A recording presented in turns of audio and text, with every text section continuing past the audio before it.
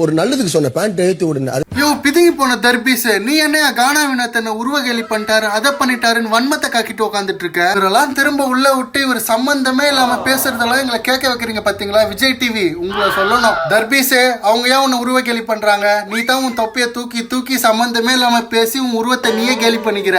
கானா வினோத் பிரவீன் எதனா பண்ணா தான் உருவகேலியா? சபரியும் அரோரும் உட்காந்து உன்னை பிரெக்னன்ட் கரடின்றாங்க. வெக்கமே இல்லாம அதை கேட்டு சிரிச்சுட்டு உட்காந்து இருக்க. நல்ல பிரெக்னன்ட் கரடி மாதிரி இருக்க. நீ தான் பொண்ணுங்க இருந்தாலே பல்லை இழிப்பிய ஈன்னு வெக்கமே இல்லாம குப்பை தொட்டில கொட்டுவாங்க குப்பைய. தர்பீஸ எப்ப பார்த்தாலும் சம்பந்தமே இல்லாம தூக்கிட்டு பேசுற உன் தொப்பைய சம்பந்தமே இல்லாம கத்திட்டு சுத்திட்டு இருக்க. உருவகேலி பண்றாங்களாம் உருவகேலி. யோ தர்பீஸே, முதல்ல உன் பேண்ட தூக்கி போடு. எப்ப பார்த்தாலும் தொப்பைய காமிச்சிட்டு கைய தூக்கி தூக்கி பேசிட்டு இருக்க. உன்னை உள்ள விட்டுட்டு வெறி ஒஸ்ட்ரா விஜய் டிவி.